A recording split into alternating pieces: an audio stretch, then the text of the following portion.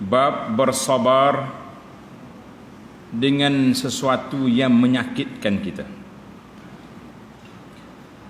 Di sini para ulama mengatakan sakit itu ada dua kategori. Sakit secara fizikalnya, orang pukul, katak, sepak, terajang, sakit kita.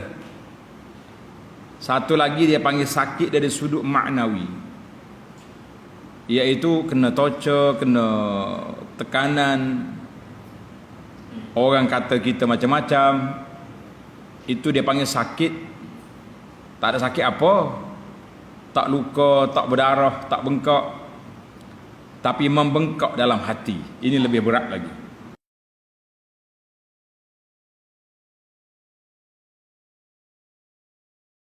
Sakit dalam hati lebih berat daripada sakit fizikal. Karena itu kata di ahli syair, kalmul lisan anka min kalmis sinan. Luka yang disebabkan oleh lidah lebih tajam daripada luka kena tombak. Dua-dua tu sakit belaka, tapi sakit yang lidah ni lebih dahsyat. Maka dalam bab ini dia akan pergi kepada dua-dua pihak. Sama ada sakiti, kita disakiti dengan tubuh badan kita, ataupun kita disakiti dari sudut maknawi, dari sudut jiwa kita. Al-Imam An-Nawawi rahimahullah ta'ala, dia bawa kepada kita dua ayat, satu hadis. Mudah ya. Dua ayat, satu je hadis. Tak cakap banyak kali ni. Ayat yang pertama, qala Allah Ta'ala ba'da a'udzu billahi minasyaitonir rajim. Wal kaziminal ghaidha wal 'afina 'anil nas wallahu yuhibbul muhsinin.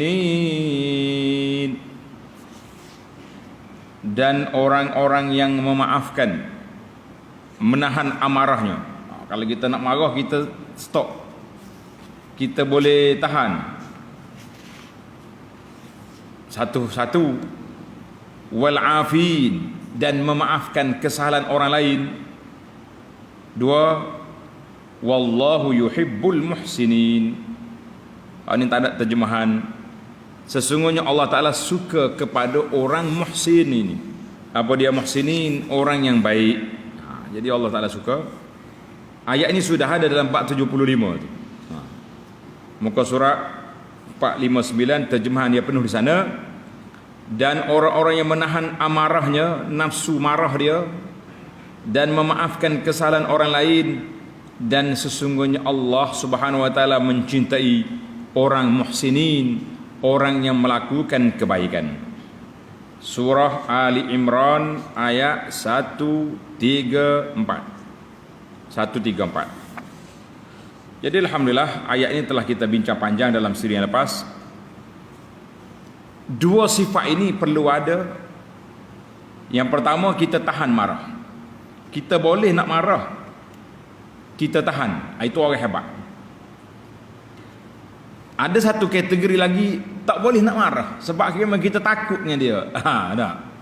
Itu orang sabar je lah. Kita tak boleh kata tajuk ni. Sebab orang yang boleh menahan marah, maknanya kita boleh nak marah, kita boleh je lawan orang tu, tapi kita tak nak. Maka dia duduk dalam kategori ni, muhsinin. Gini, bila orang kena pada kita, kita boleh lawan dia, tapi kita tak nak. Kita kata kita tak nak panjangkan cerita, habis dekat ni je.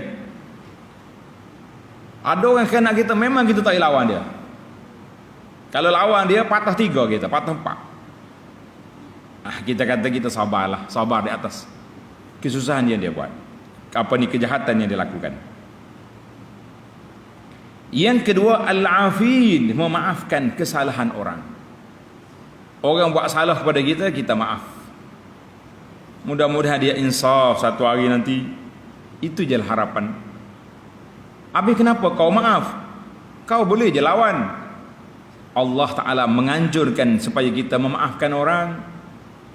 Kita kata mudah-mudahan Allah Ta'ala maafkan kesalahan kita. kata di sebahagian ulama, di antara benda pelik, bila kita berdosa, kita minta Allah ampunkan dosa kita.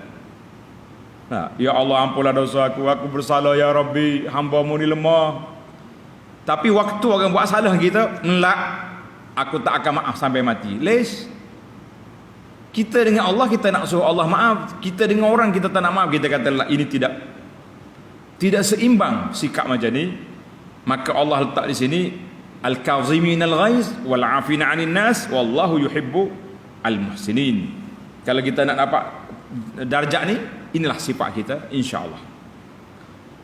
Ayat yang kedua sama juga, telah dibincangkan dalam bab yang lepas juga.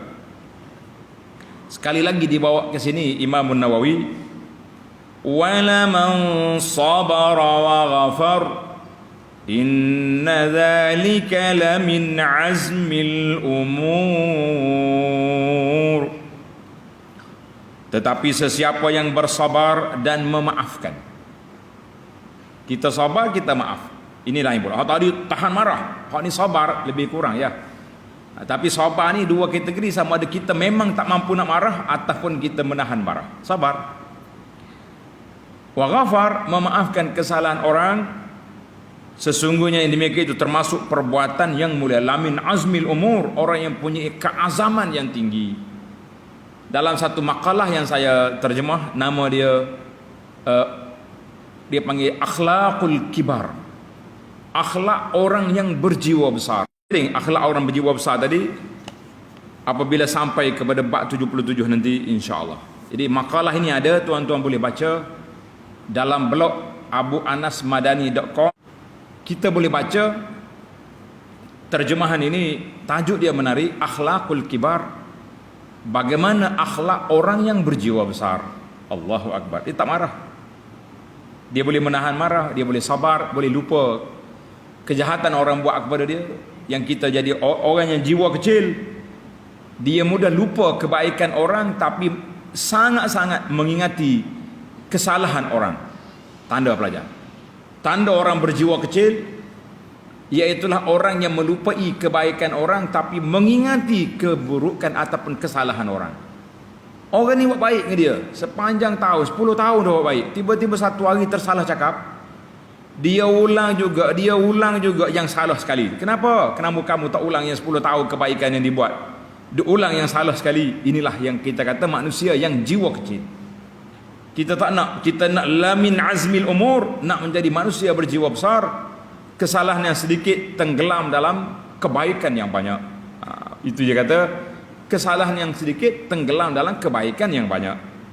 Jadi jangan besarlah benda yang sedikit itu. Kita ambil yang banyak, yang baik itu, kenapa nak besarkan yang sedikit? Sebab itulah dalam hadis Nabi SAW berpesan kepada suami, la yafrak mu'minun mu'minatan in kariha minha khuluqan radiya minha akhar. Nabi kata, kamu jangan maki, cerca, mengeji isteri kamu. Kalau kamu tak suka satu perangai, banyak lagi yang kamu suka. Jadi kita ambil yang banyak, kenapa nak ambil yang sedikit? Baik, dalam hadis ini Al-Imam Nawawi mengatakan wafil babi. Tengok penterjemah tak tulis ni. Wafil babi al-ahadisus sabiqatu fil babi qablahu. Dalam bab ini banyak hadis-hadis yang telah saya sebut dalam bab sebelumnya. Bab 75 lebih kurang sama ya. Cuma di sini dia fokus kepada tajuk bab ihtimalil adza. Kita kena sabar menghadapi kerenah orang. Tengok hadis yang dibawa. Hadis nombor 648. Madza qala al-Imam An-Nawawi rahimahullah.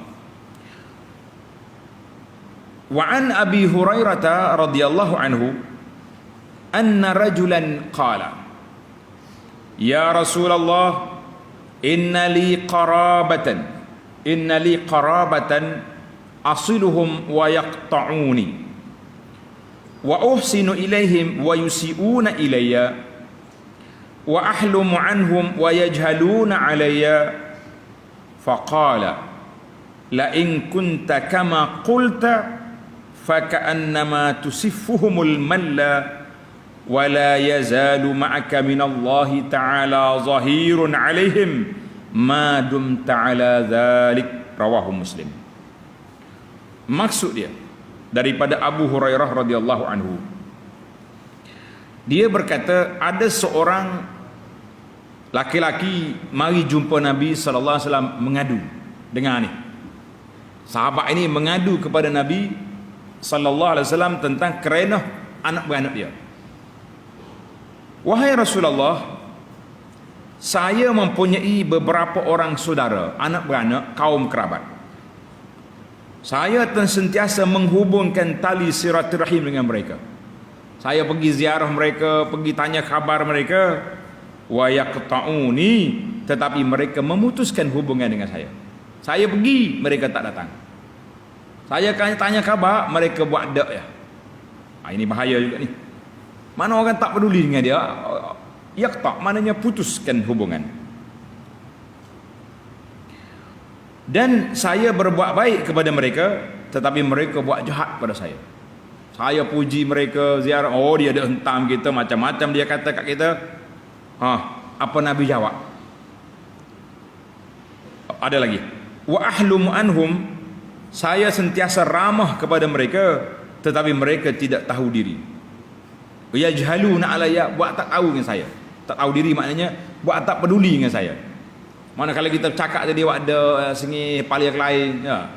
Kalau kita masuk dalam grup, kita jamput sekali-sekala, tak ada siapa peduli, abaikan terus. Oh, sudah.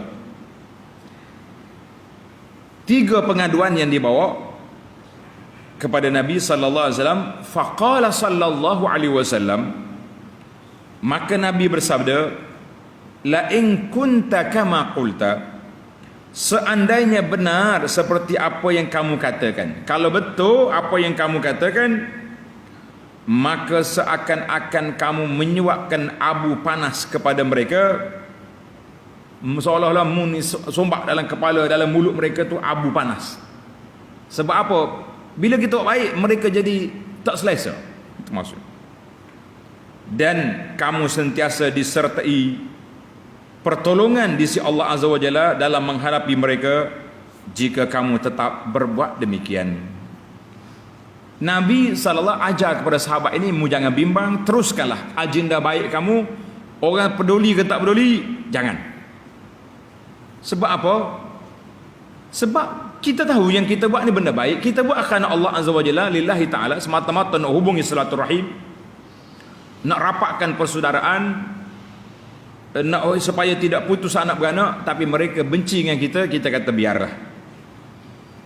Cuma sebagai manusia biasa, tanda ni pelajar, sebagai manusia, hadis ni dalam Muslim, sebagai manusia biasa kita juga bila orang benci dengan kita, kita kena muhasabah.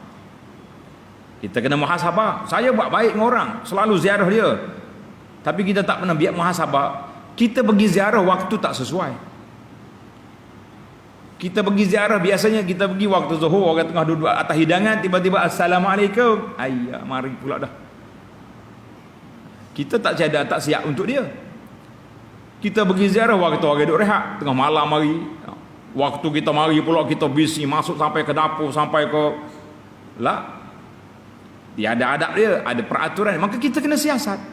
Kenapa orang tak suka dengan aku? Kenapa orang benci dengan aku? Kadang-kadang kita ni bukan sebab orang ni, bukan semua orang benci dengan orang miskin. Tapi ada kalanya dia mari, dia tak mandi, dengan baju busuknya, dengan macam-macam pelik, masuk dalam rumah tu, bau ketiak dia tu sampai ke dapur. Jadi orang tak suka juga macam ni. Maka bila orang tak suka, kita buat baik, orang tak suka, kita kena ada muhasabah. Kenapa orang tak suka? Ini ada setengah orang ni suka buat baik, tapi suka tular-tularkan kebaikan dia.